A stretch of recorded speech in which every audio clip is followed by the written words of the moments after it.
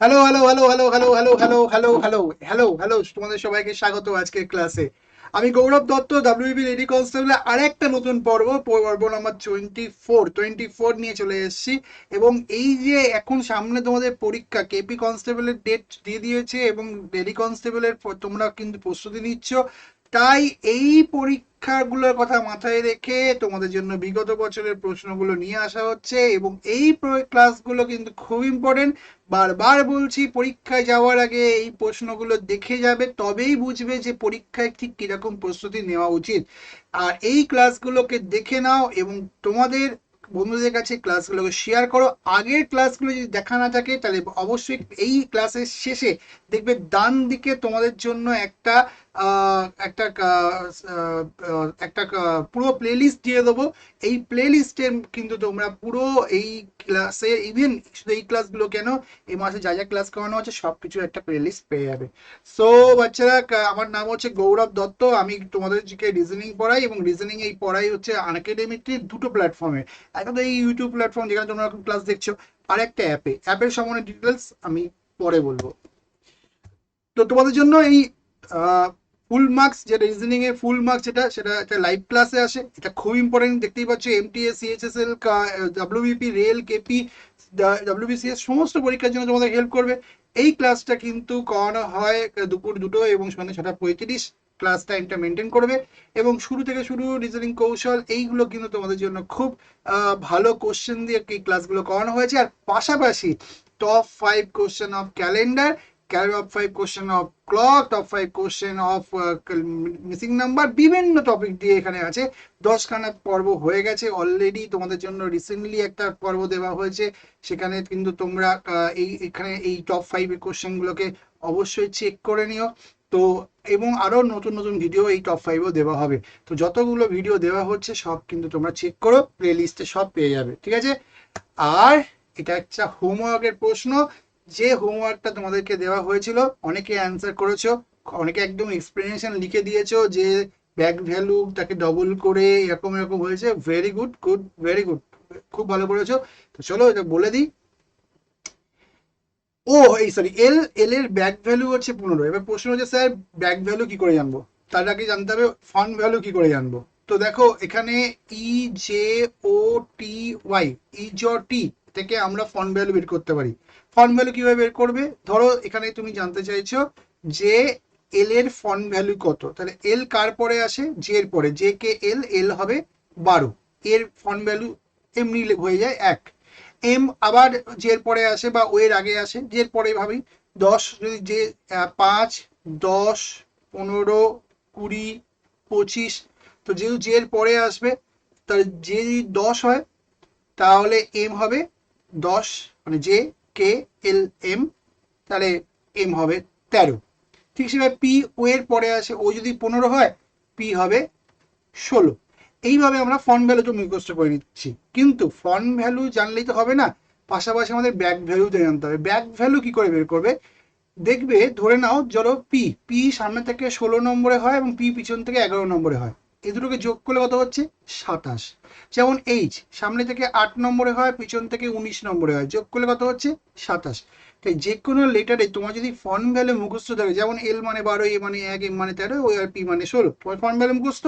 27 থেকে মাইনাস করো, দেখো এল মানে 12, 27 থেকে মাইনাস করো, এল এর ব্যাক ভ্যালু হচ্ছে 15। ঠিক। আবার এ 1, 27 থেকে মাইনাস করো, এর ব্যাক ভ্যালু হচ্ছে 26। এম 13, 13 মাইনাস করো 27 থেকে, এম এর ব্যাক ভ্যালু হচ্ছে 14। পি 16, তাহলে পি এর 27 থেকে মাইনাস করো, দেখো ব্যাক ভ্যালু হচ্ছে 11। তাহলে এগুলো হচ্ছে ব্যাক ভ্যালু। এবার এগুলোকে ডবল করো, দেখো 15কে ডবল করলে 30 আসছে, 26কে ডবল করলে 52 আসছে, 14কে ডবল করলে 28 আসছে, 11কে ডবল করলে 22 আসছে। তাহলে সিম্পল, আমরা ব্যাক ভ্যালু বের করে ডবল করে দেবো। তাহলে আমাদের কি করতে হবে? টয়, তাহলে টি এর ব্যাক ভ্যালু কত? ফন্ট ভ্যালু 20, এর 15, এর 25। তাহলে টি এর ব্যাক ভ্যালু কত হবে? টি এর ব্যাক ভ্যালু হবে হচ্ছে 7, কারণ 27 মাইনাস 27, 27 মাইনাস 15, 12 হচ্ছে ও এর ব্যাক ভ্যালু। আর ওয়াই, ওয়াই ফন্ট ভ্যালু হচ্ছে 25, 27 মাইনাস 25 করলে 2 হচ্ছে ওয়াই এর ব্যাক ভ্যালু। এবার এগুলোকে ডবল করে দাও, 7-এর ডবল কত 14, তার মানে এই দুটো অপশন হবে না। 12-এর ডবল 24, দুটোই হতে পারে। আর 2-এর ডবল যেহেতু 4, তাই অপশন বি অ্যান্সার হবে, অপশন সিও হবে না। আশা করি তোমরা সবাই ঠিক অ্যান্সার করেছো। চলো, তো এটা একটা পিওয়াইকিউ কোশ্চেন, এই কোশ্চেনটা খুব মন দিয়ে দেখো তোমরা। বলছে নিচের চিত্রটিতে প্রশ্নবোধক স্থানে উপযুক্ত সংখ্যাটি কত, মানে এইখানে কত বসবে। খুব সোজা প্রশ্ন। ভিডিওটাকে পজ করো, একটু নিজেরা চেষ্টা করো, না পারলে তো আমি করবোই। আগে ভিডিওটাকে পজ করে একটু চিন্তা ভাবনা করো। করে নিয়েছো? অ্যান্সার ভেবে নিয়েছো?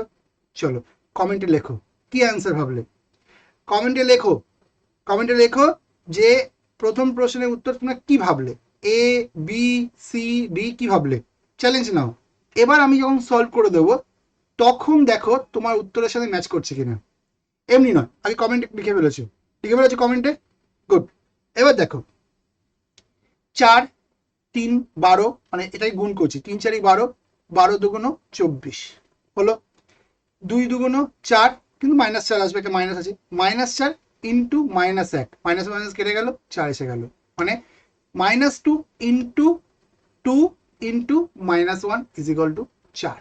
সো 5 ছক 30 ইন্টু 0, এইসব 0 দিয়ে যাই গুণ করো না কেন জিরোই আসবে।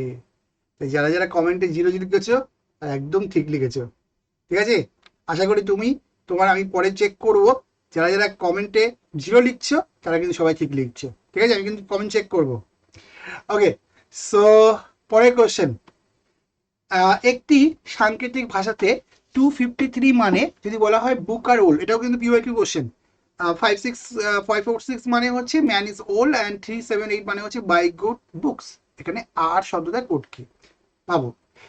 এখানে ভাবো, ধরে নাও এরা হচ্ছে ওয়াইফ, এরা হচ্ছে হাজব্যান্ড। বাদিকে এরা হচ্ছে ওয়াইফ, ডান দিকে হচ্ছে হাজব্যান্ড। এদিকে ওয়াইফ, এদিকে হচ্ছে হাজব্যান্ড, ঠিক আছে। তাহলে এদিকে ওয়াইফ, এদিকে হচ্ছে হাজব্যান্ড।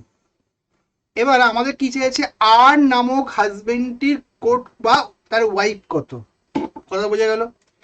আর নামক হাজব্যান্ডটি প্রথম লাইনে চকচক করছে, দ্বিতীয় লাইনে নেই, তৃতীয় লাইনে নেই।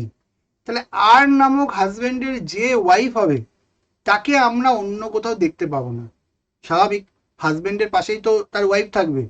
তা হাজব্যান্ড যদি অন্য কোনো গলিতে না যায় তাহলে ওয়াইফও অন্য কোনো গলিতে যাওয়া উচিত না। তাহলে আমরা দেখতে পাচ্ছি আর শুধুমাত্র ফার্স্ট লাইনে আছে। তাহলে 2 5 3-এর মধ্যে 5 কিন্তু অন্য লাইনে আছে, আর কোথাও যায়নি, কিন্তু 5 অন্য জায়গায় গেছে, 5 মানে আর হবে না। 3 দেখো অন্য লাইনে গেছে, আর কোথাও যায়নি, কিন্তু 3 অন্য জায়গায় গেছে, তাহলে 3ও হবে না। অটোমেটিক আর মানে 2 হয়ে গেল। এই প্রশ্নের উত্তর হচ্ছে 2, মানে অপশন সি। পরের প্রশ্ন। 7 জন ব্যক্তি A B C D E F G একটি সরল রেখায় দাঁড়িয়ে আছে, ঠিক আছে, স্ট্রেট লাইন। ডি জি এর ডান দিকে আছে, বলছে কি ডি যে আছে সে জি এর ডান দিকে, ওকে। বলছে সি এ এবং বি এর মাঝখানে আছে, দুভাবে হতে পারে। সি এ এবং বি এর মাঝখানে বললে এভাবেও হতে পারে, ইভেন সি এ এবং বি এর মাঝখানে বললে এভাবেও হতে পারে। আমার কথা বোঝা গেল। সি তো এ এবং বি এর মাঝখানে বলেছে, এটা তো বলেনি এ আগে হবে।